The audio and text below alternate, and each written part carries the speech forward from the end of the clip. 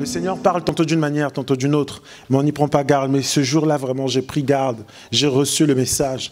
Quelqu'un m'a fait comprendre, il dit, pasteur, pour tes problèmes, tu passes trop de temps dans des supplications. Il m'a dit, regarde comment dans nos assemblées, nous passons quoi, 5, voire 10 minutes pour l'adoration. Et nous faisons tout le reste. Mais le Seigneur, qui attend de nous l'adoration, nous ne l'adorons pas. Même dans notre attitude, nous ne l'adorons pas. Dans nos paroles, nous ne l'adorons pas. Et le Seigneur, dans sa souveraineté, a prévu que nous puissions l'adorer. Mais si nous ne le faisons pas, qui le fera? Si le Seigneur pouvait être frustré, s'il pouvait connaître ce sentiment, je pense qu'il allait être frustré parce que ceux qu'il a prévus pour l'adoration ne sont pas au rendez-vous, sont dans les supplications, sont dans les lamentations, sont dans des pleurs. Seigneur, ne vois-tu pas? Seigneur, n'entends-tu pas? Seigneur, n'as-tu pas remarqué comment je souffre, comment rien ne va? Et nous passons la plus grande partie de notre temps justement dans ces choses-là. Or, je faisais remarquer à ceux qui étaient là vendredi, je dis, mais si le Seigneur qui nous a donné les yeux pour voir, si lui, il nous a donné et nous voyons, pensez-vous que lui ne voit pas ce que nous traversons? Mais pourquoi nous passons la grande partie de notre temps à lui dire, ne vois-tu pas? Si lui, il nous a donné des oreilles, pensez-vous que lui n'est pas capable d'entendre nos cris? Alors pourquoi nous passons la grande partie de notre temps à lui dire, n'entends-tu pas? Il a dit, j'ai entendu les cris de mon peuple. Et je déclare que c'est l'heure de la délivrance. Voilà pourquoi, bien-aimés, je n'arrête pas de dire en ce moment, le secret, c'est l'adoration. L'adoration ne se limite pas qu'aux cantiques que nous chantons, aux paroles que nous proclamons, mais c'est toute une attitude, un engagement au Seigneur. Nous avons, et c'est là les adorateurs que le Père recherche. Et quand nous sommes dans cette attitude d'adoration, nous attirons à nous, ou l'environnement dans lequel nous sommes, la présence de Dieu. Et là, la présence de Dieu se répand. Et lorsque le Seigneur est là, il balaie, comme je disais. Il voit, il arrive, et lui, il voit, il entend, il balaie. Et il remplace les blessures intérieures par la paix. Il remplace les inquiétudes par la paix, les troubles par la paix. Il apporte la guérison. Et il apporte ce que tu attends depuis longtemps. Alors, plutôt que de passer la grande partie de notre temps à pleurnicher, à supplier, à gémir, passons maintenant notre temps, comme le psalmiste, dans l'adoration. Et là, vous allez voir que quelque chose va se passer. Il y a des choses qui semblaient suspendues, bloquées, stagnées. Et ça va prendre son envol. Amen. Est-ce que nous pouvons encore acclamer le Seigneur?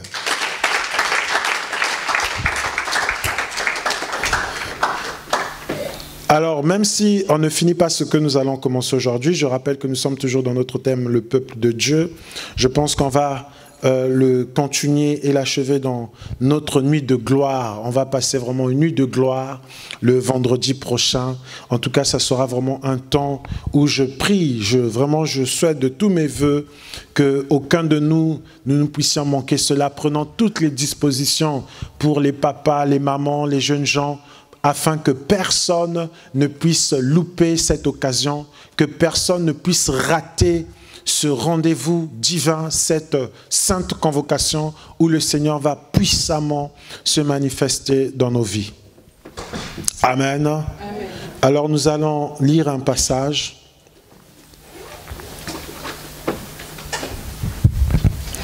dans Hébreux, chapitre 8.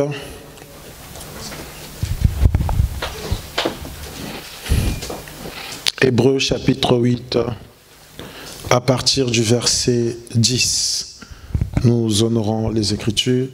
Hébreux chapitre 8, à partir du verset 10.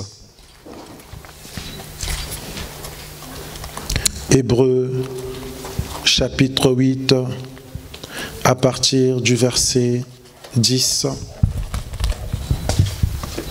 Nous lisons. Mais voici l'alliance que je ferai avec la maison d'Israël. Après ces jours-là, dit le Seigneur, je mettrai mes lois dans leur esprit et je les écrirai dans leur cœur. Et je serai leur Dieu et ils seront mon peuple. Nous relisons. Mais voici l'alliance que je ferai avec la maison d'Israël. Après ces jours-là, dit le Seigneur, je mettrai mes lois dans leur esprit et je les écrirai dans leur cœur. Et je serai leur Dieu et ils seront mon peuple. Acclamons le Seigneur.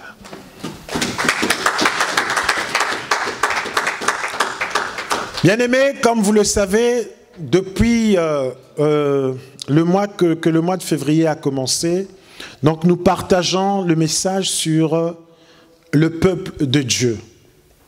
Et l'auteur aux Hébreux nous rappelle en fait que Dieu a fait cette promesse où il dit qu'il fera une alliance avec la maison d'Israël. Après ces jours-là, qu'il mettra aussi les lois dans le cœur de son peuple. Il sera le Dieu de ce peuple et ce peuple-là sera son peuple. Le peuple de Dieu.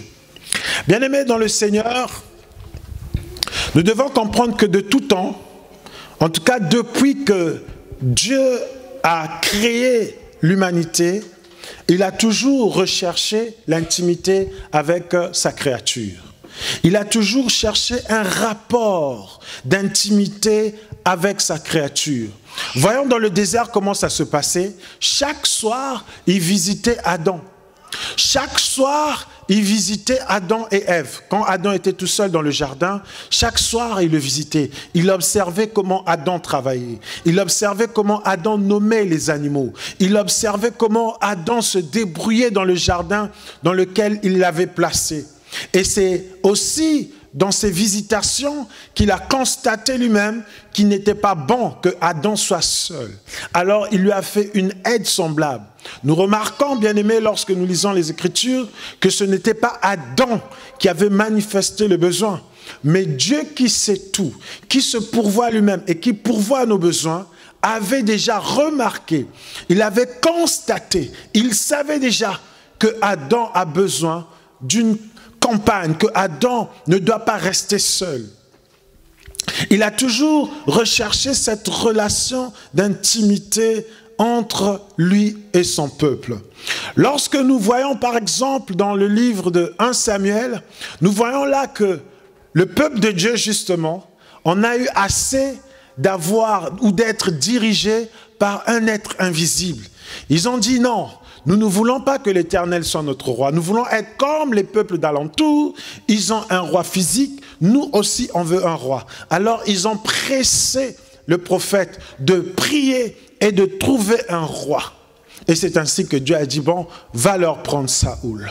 Voyez-vous, Dieu a toujours voulu donc cette relation. Et même lorsque nous voyons dans les épîtres de Paul, il dit, je serai pour vous un père et vous serez pour moi des fils et des filles. Dieu a toujours voulu ce rapport entre nous et lui.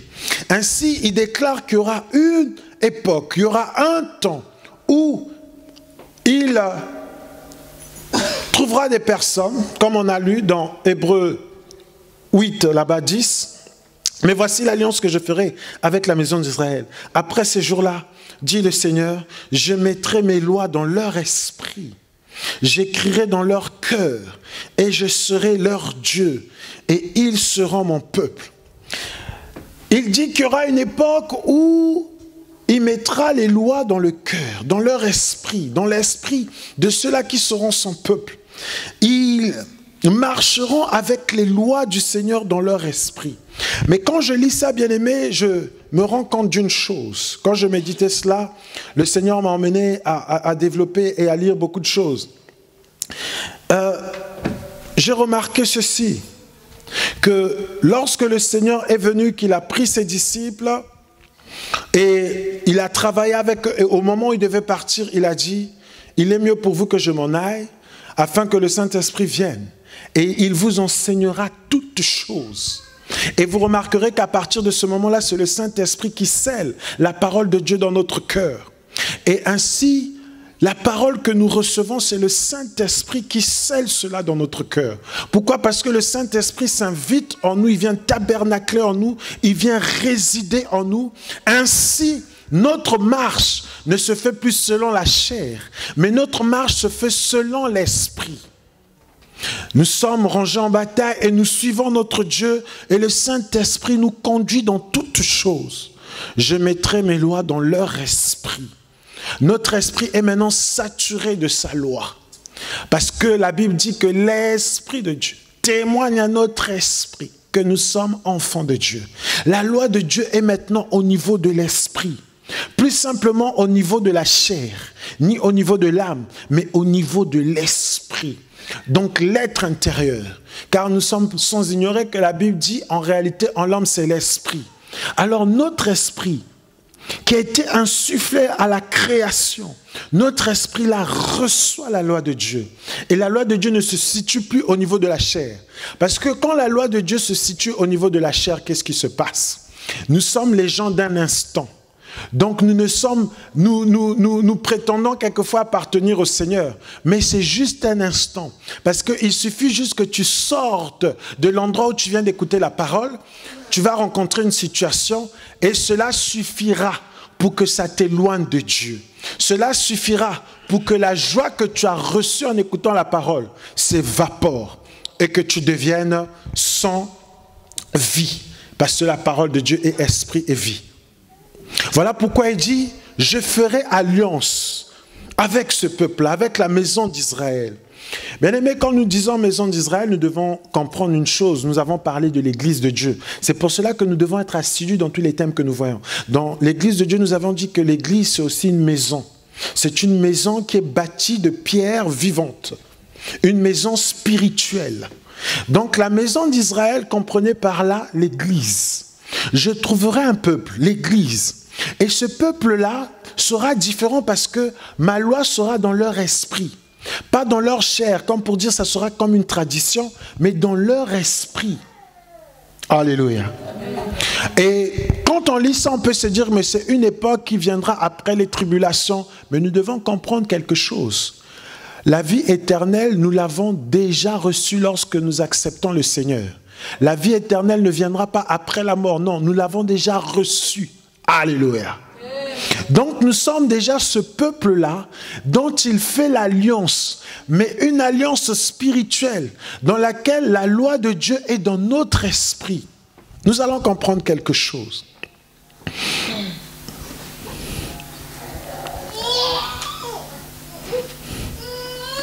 Nous allons lire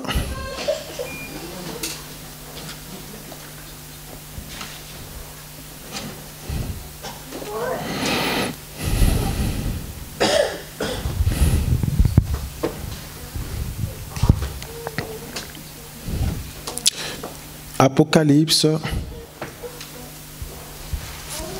chapitre 12. Apocalypse, chapitre 12.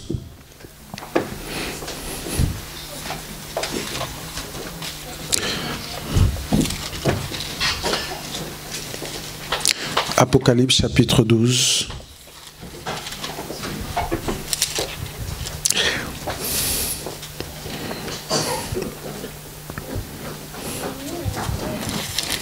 À partir du verset 3, Apocalypse chapitre 12. La Bible dit ceci. Un autre signe parut dans le ciel. Et voici, c'était un grand dragon rouge, ayant 7 têtes et 10 cornes. Et sur ces 7 têtes, 7 diadèmes. Sa queue entraînait le tiers des étoiles du ciel et les jeter sur la terre. Le dragon se tint devant la femme qui allait enfanter, afin de dévorer son enfant lorsqu'elle aurait enfanté. Elle enfanta un fils qui doit paître toutes les nations avec une verge de fer. Et son enfant fut enlevé. Mais je vais reprendre le verset 4. Sa queue entraînait le tiers des étoiles du ciel. Et devant la femme qui allait enfanter, afin de dévorer son enfant lorsqu'elle aurait enfanté. Nous pouvons nous asseoir. Le dragon dont il nous est parlé ici, vous êtes sans ignorer que c'est le diable, Lucifer, qui était un ange de lumière, qui était dans la présence de Dieu, justement qui avait la charge de l'adoration. Mais la Bible dit dans le livre je crois d'Ézéchiel, à un moment donné, l'orgueil fut trouvé en lui. Il se dit, j'élèverai mon trône au-dessus du trône de Dieu. Et à cet instant-là, bien aimé dans le Seigneur, les problèmes ont commencé. Il s'est rebellé. Et Apocalypse nous révèle que dans sa fureur, sa queue, il entraîna avec lui un tiers des étoiles. Et il est tombé avec un tiers des étoiles. Ces étoiles ne sont autres que des anges qui sont tombés avec lui, qu'on appelle aussi les anges déchus. Maintenant, retenez bien, il y a eu un tiers, que quelqu'un dise un tiers. Que quelqu'un dise encore plus fort un tiers. Bien-aimés, nous devons retenir ceci. Ce qui appartient à Dieu, ou ce qui est à Dieu, ne lui échappe jamais du tout. Je vais dire une chose. C'est-à-dire, si Dieu, dans sa main, a 10 étoiles, quelle que soit la situation qui va arriver, qui fait que quelques étoiles parmi ces 10 étoiles puissent tomber ou puissent disparaître, tôt ou tard, ces étoiles reviendront là parce que Dieu ne perd jamais. Et personne ne peut arracher ce qui appartient à Dieu. Maintenant, nous allons comprendre quelque chose. On n'aura pas le temps de développer tout ce que j'avais prévu. Mais vous allez comprendre comment c'est glorieux. Nous allons dans le livre de Zacharie. Zacharie, chapitre 13. Oh, bien-aimés, je bénis le Seigneur pour ceux qui auront la grâce d'être là à la veille de prière. Parce que nous allons développer cela et nous allons clôturer avec ce thème. Donc, bouge les murs. Fais-toi violence pour être là parce que ça sera puissant. Nous sommes dans le livre de Zacharie, chapitre 13 et à partir du verset 9. La Bible dit ceci. Je mettrai ce tiers dans le feu et je le purifierai comme on purifie l'argent. Je l'éprouverai comme on éprouve l'or. Il invoquera mon nom et je l'exaucerai. Je dirai c'est mon peuple et il dira l'Éternel est mon Dieu. Là encore, la Bible nous révèle un tiers. Que quelqu'un dise un tiers. Un tiers.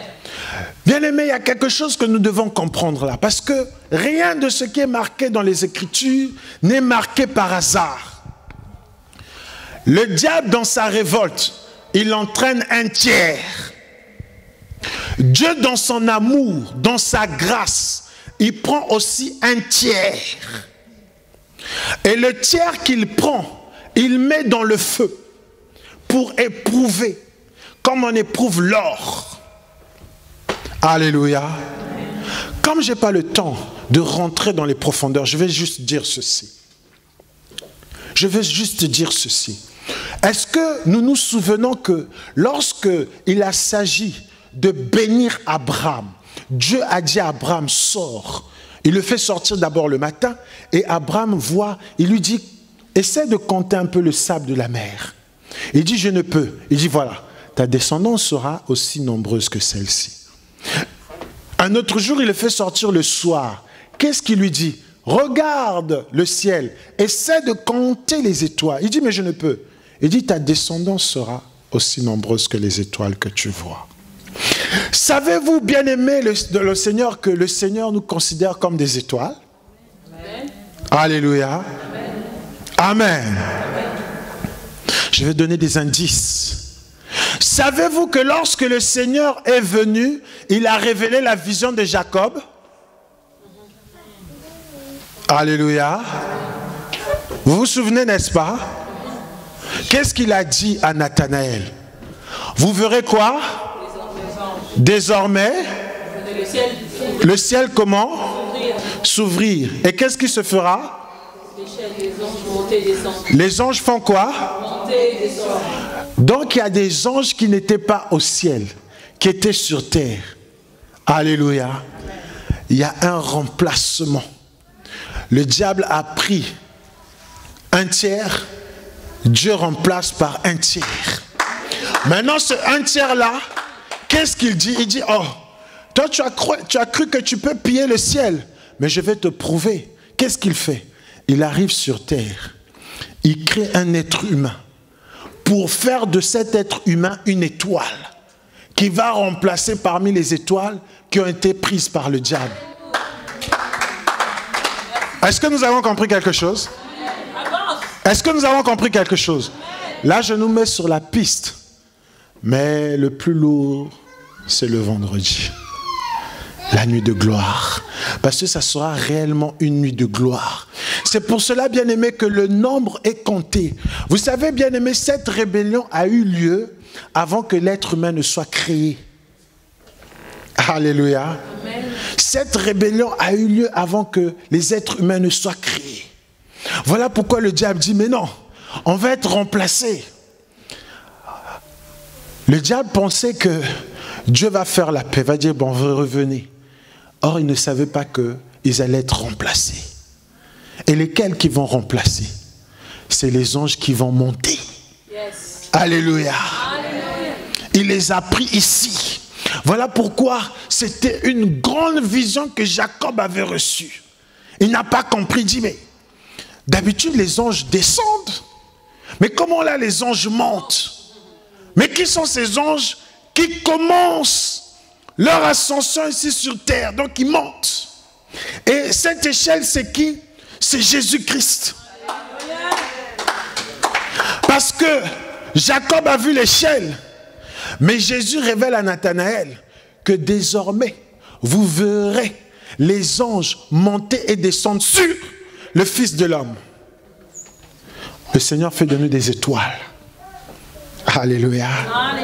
Il fait de nous des étoiles. Il remplace le tiers que le diable a entraîné dans sa fureur. Ainsi, bien-aimé, tu n'es pas quelqu'un de rien. Tu es important aux yeux de Dieu. Je ne sais pas, les gens t'ont découragé, t'ont traité de tous les noms parce que tu n'as pas été compétent, parce que tu n'as pas été au rendez-vous, parce que tu n'as pas rempli les attentes des uns et des autres. Donc, tu as été comme le rebut de la société. Mais non, tu es parmi les étoiles qui doivent remplacer ceux qui sont aujourd'hui les démons.